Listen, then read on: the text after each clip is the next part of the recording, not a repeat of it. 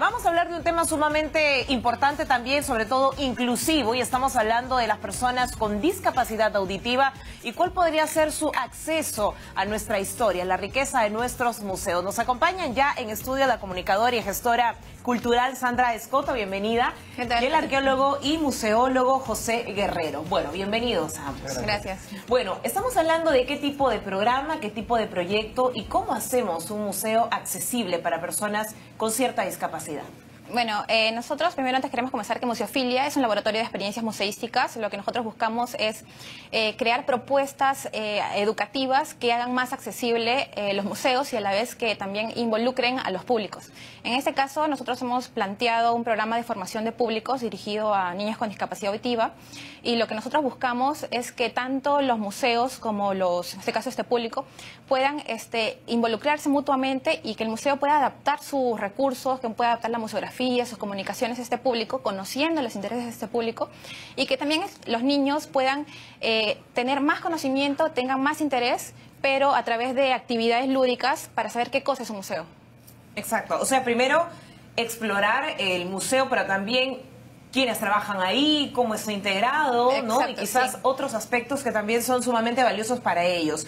Bueno, José, desde tu punto de vista, arqueólogo, museólogo, ¿qué está pasando con ese tipo de ciudadanos que no necesariamente tienen acceso a esta riqueza cultural propia de nuestros museos? Quizás se organizan este tipo de espacios en otros países o para citas muy importantes, pero no como una actividad recurrente o repetitiva o al alcance de todos. Bueno, en otros espacios, por ejemplo, hemos estado nosotros como parte de la red una red de inclusión de museos en México.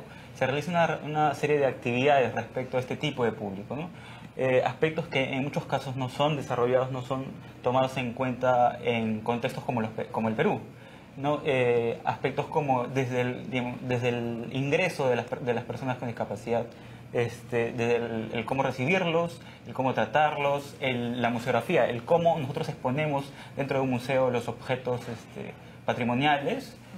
En muchos casos no son tomados en cuenta para este tipo de públicos. Leía que en España también hay muchas experiencias de este tipo, incluso para personas con discapacidad visual. Exactamente, o sea, los museos en este caso, algunos otros países ya están adaptando en este caso, sus exposiciones, su museografía, su comunicación a estos públicos. Lo que faltaría acá en el Perú, yo creo que es formalizar justamente esta necesidad, porque son un público excluido que todavía no ha tenido la oportunidad de poder acceder a una educación tan básica como es un museo. Un museo es un espacio libre donde cualquier persona puede ir, puede conocer la historia, puede conocer, no necesariamente tampoco tener una educación tan lineal, sino puede hasta divertirse en un museo. Exacto, puede ser un espacio lúdico, exacto, ¿no? pero... Y José nos hablaba también de la importancia de que sean con niños. Claro, mira, principalmente los museos son espacios de educación no formal, digamos, entonces lo que nosotros queremos hacer, y como el concepto mismo de museo es un espacio no solo de aprender, no solo vamos a recibir conocimiento, sino también vamos a construir, vamos a desarrollar una cierta cantidad de habilidades diferentes que no desarrollamos necesariamente en un colegio, por ejemplo, ¿no? En este caso el proyecto, por ejemplo, está enfocado en niños, y esos niños que generalmente tienen un tipo de formación con una currícula específica, sienten el museo es como una alternativa para desarrollar ciertas actividades que generalmente no se desarrollan dentro del aula, ¿no? Ahora, ¿con qué tipo de profesionales deberíamos contar o a quiénes incorporar? Porque lo que vemos en estas experiencias es que tenemos por lo general intérprete de señas, ¿no? Pero no tenemos quizás a todo el personal encargado, involucrado en un proyecto como este. Sí, lo básico acá es que cuando pensemos en hacer actividades inclusivas, no solamente tenemos que pensar en el área de educación o en el área, en este caso, de repente de atención o servicios de atención al cliente, sino tenemos que ver que incluir significa hacer una política transversal a todas las áreas del museo, ¿no? Desde la persona de seguridad, la persona de boletería.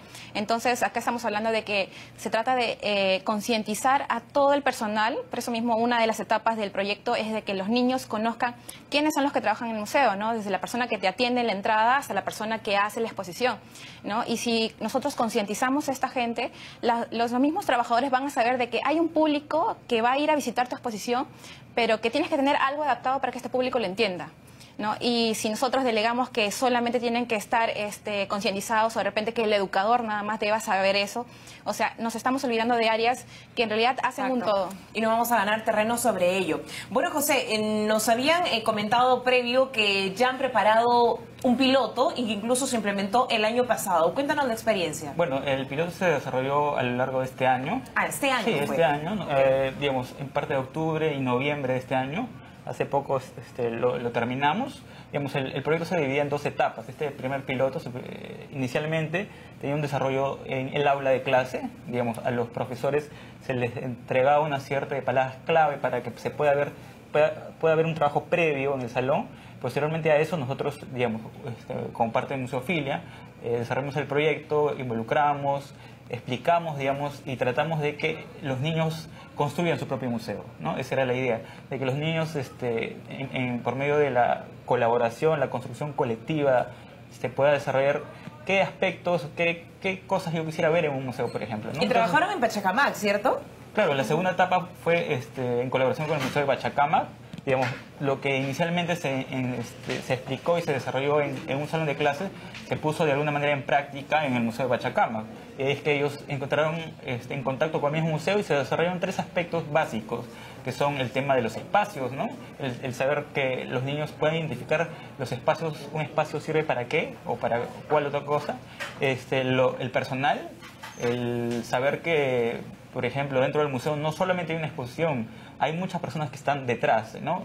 Conservadores, museólogos, gente de comunicación. Entonces, digamos, hacer entender que el museo es un organismo mucho más grande y mucho más complejo de lo que uno cree. Y tratar de hacerlos entender de esa manera que, digamos, el museo también es un lugar ameno, ¿no? Donde se pueden desarrollar otra serie de actividades y se pueden conocer muchas más cosas de lo que normalmente uno podría entender como museo. Correcto. Sandra, ¿cómo hacemos que un programa tan importante, tan inclusivo como este, no se quede en un piloto o no se quede en el papel? ¿Cómo lo llevamos a la práctica o en todo caso, qué falta? ¿Es disposición? ¿Es presupuesto? ¿De qué estamos hablando? Bueno, nosotros como Museofilia estamos ya planteando lo que vamos a hacer el próximo año y una de nuestras metas justamente es consolidar ese proyecto, hacer un modelo, en este caso de gestión museal, en el cual los museos puedan apoyarse para poder adaptar sus exposiciones, sus actividades a este público.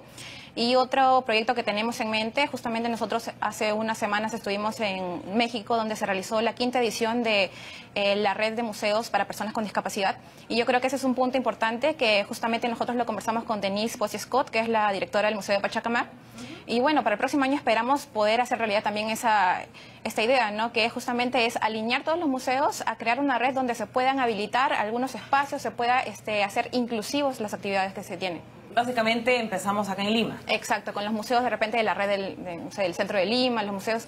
Ahí también es un tema porque a veces hay museos privados, museos públicos, pero en realidad la misión es la misma, ¿no? El público es el mismo, así que esperamos nosotros el próximo año poder hacer efectivo ese tema.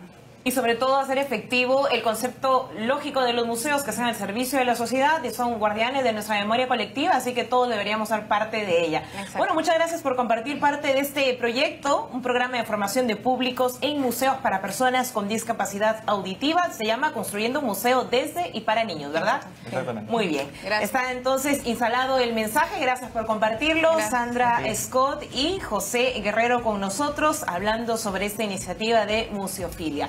Bueno, hasta aquí llegamos en Agenda 7.3. Gracias por acompañarnos y buen fin de semana. Permiso, buenas tardes.